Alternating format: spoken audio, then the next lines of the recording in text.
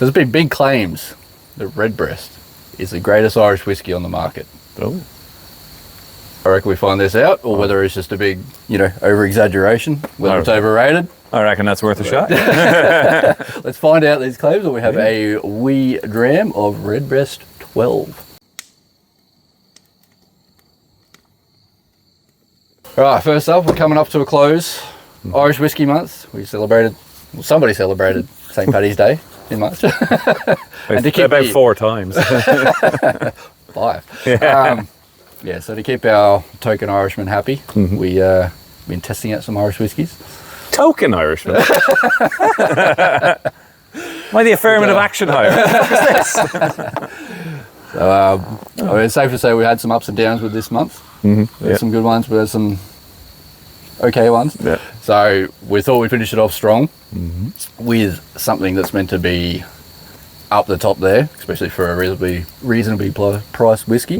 Not that we know, because this particular whiskey has been gifted to us. Yes. I'll let you fill everyone in for that one. That's right. Shout out to Johnny Mack. Made a very generous donation to the cause. And this is the way we thought we'd go with it. I mean, I think we made a good choice here. Yeah. So thank you very much. Absolutely appreciate it. Right. And there was also, we should note, there were some leftovers, which we have invested into the podcast too. Well, there you go. So there we go. Let's go. So thank you, Johnny. Yeah, thank you very much. So to get into Redbreast, so this is one of those whiskies that it has a lot of deep history in the continuation of Irish whiskey. Like, if it wasn't for this particular whiskey or brand, Irish whiskey probably wouldn't be what it is. Right. Just as a whole, it wouldn't. Like, we had Silky last week, which sort of threw back to the old smoky maritime flavoured Irish whiskies. But the evolution of the rest of Irish whiskies was, the big tax break. So they introduced unmalted barley into their mix and grain, and these guys really kept that going. And if it wasn't for them, it pretty much, that whole flavour profile may have gone to the wayside. So when the big collapse of Irish distilleries, we were talking about this the other week, there was about 30 or more distilleries completely shut down through various reasons. There was only, I think you said it was the British trade wars. We had the War of Independence. Things like that around that sort of time. American Prohibition made a hit on that, and there was actually some disease that riddled a lot of the crops as well at some stage as well, that sort of added to all that. So about 30 odd distilleries shut down. There's 2 left: Bushmills up north, and Middleton, which was an amalgamation of a few different branches. So Jameson's, Powers, Cork. At one stage, so this sort of started up with, who was it? W&A Gilby, who were, bonders. So they weren't actually distillers. They'd buy other whiskey that was already distilled and then age it themselves, bottle it under their own brand. So they were using Jameson's for a good while there. Right. Just to keep things rolling. So, of course, they come out of Middleton. But then they're now running out of Middleton, but they wanted to again go back to a bit of history, a bit of heritage, and so the way they distill their whiskies is through what's called a single pot still distillery. Okay. So what that is with a lot of these Irish whiskies, and they're blended, they'll put some malted barley in a still, or unmalted, or grain, or distill it as it is, whether through a pot still or a column still. Okay. And then blend it after the fact. Right. These guys are one of the few, there are a couple out there, but one of the few that actually blend all the grain first. So your malted barley, unmalted barley, blend it first and then brew it in that pot from the get-go. Okay. And then it's not blended after the fact. Yeah. It's made right from the start. Right. So very traditional, really quite rare, because it's not as easy to do. It's not a big money maker. You can't just keep, just blending things together from here, there, and everywhere. It's got to be made right from the start. Right. So, but in saying that, that's meant to bring on some good flavors. So, the only bit of blending that they do is they will take some of this and age it in ex-bourbon barrels. Okay. And some of it they'll age in Oloroso sherry barrels, so Spanish sherry barrels. Right. And then blend those two together. Oh, okay. So, yeah, apparently it's meant to be some fine stuff. So, well, we will soon find out. So pot still stuff. I mean, it's meant to bring on single pot still.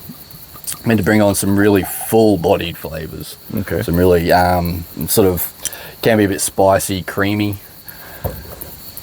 And just before we get into it, what's the difference with a single pot still and the likes of a column still in terms of? All right, so like I was over. Yeah. It's.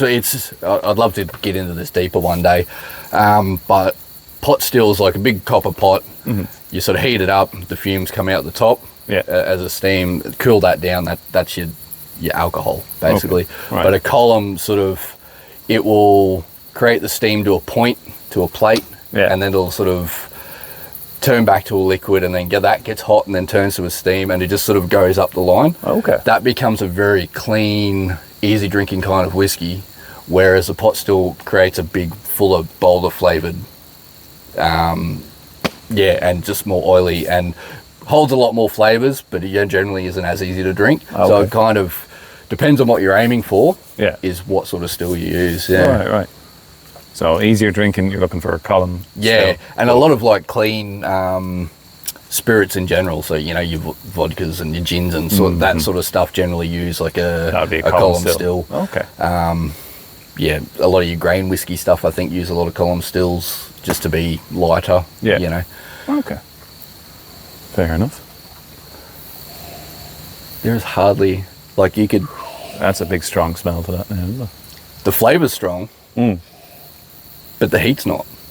You could take a whiff on that. That doesn't burn at all. No, it doesn't burn. No, but there's a pleasant smell.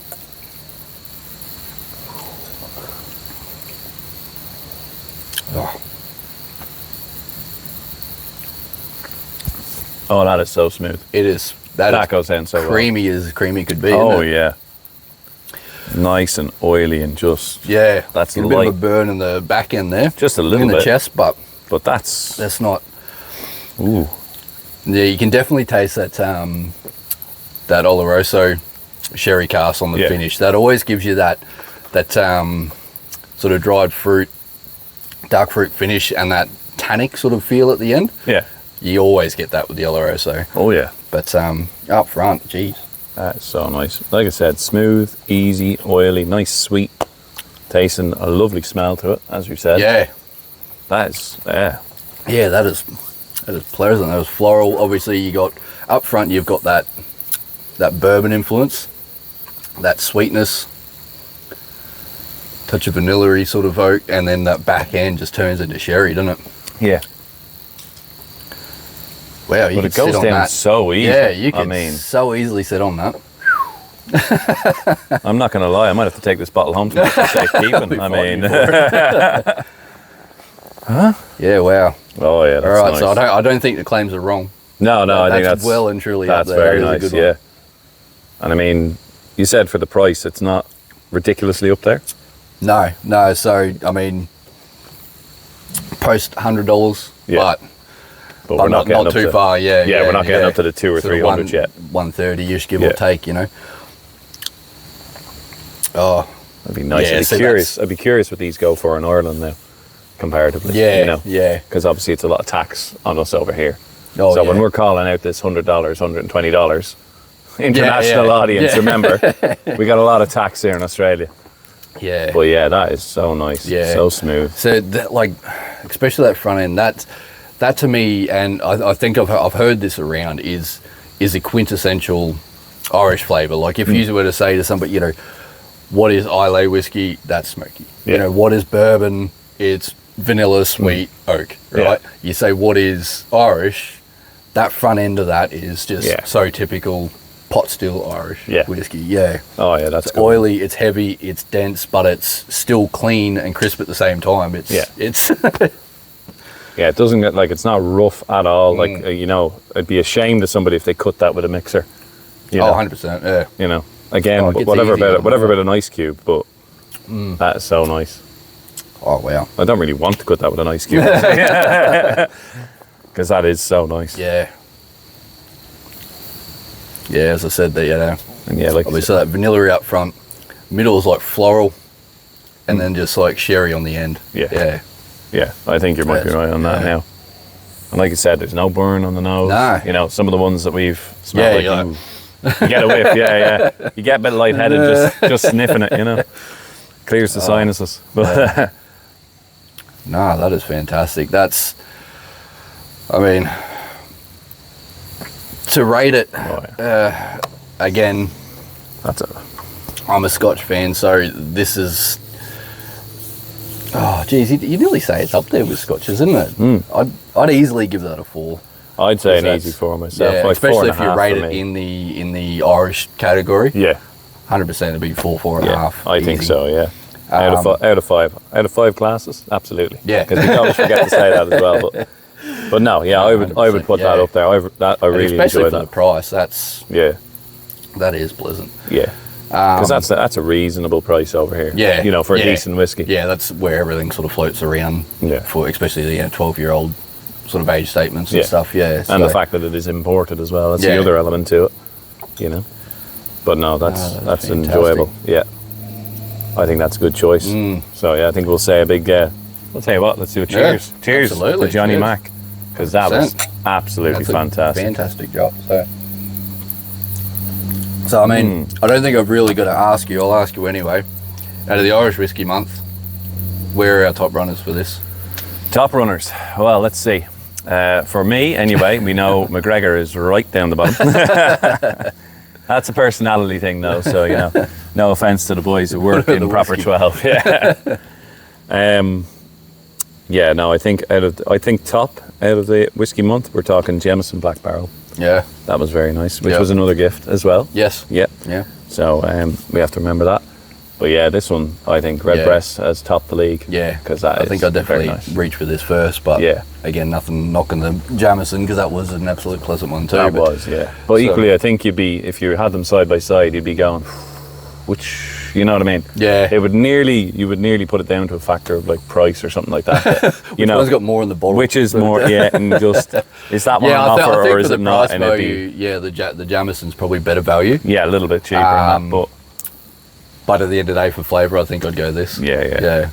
But it's a nice flavour as well. It's the thing to remember. It's not, you know, it's a rich, sweet, oily type flavour. Yeah. It's not a heavy. It's not burny. It's not. Yeah. You know. Yeah. That's very good. Yeah. I think this would sit really well with a cigar too. Oh, yes. It just sits fairly present. So I'll ask the audience too, like out of the Irish Whiskey Month, if you've had them before, what would you prefer, and what is something that you know is better? Or you claim is better. Yeah. Let us know what else you would enjoy or prefer, and we'll look into it. Yeah, that's right. We're always looking for tips, which one we could go for next. Yeah, you know 100%. What I mean? Always looking for advice on that. So yeah, like, comment and subscribe, and Jesus, that's a great one. Yeah. If anybody else wants to be extra generous, that's very nice. Next question: does it taste better because we didn't pay for it?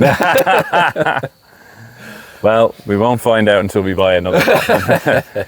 So we'll find out tomorrow. Join us next week when we re-review it. Cheers. That's good. Yeah, so everybody in the comments, like, comment, and tell us what you think is the way to go. And until then, another big cheers to Johnny Mac. And cheers. That's it.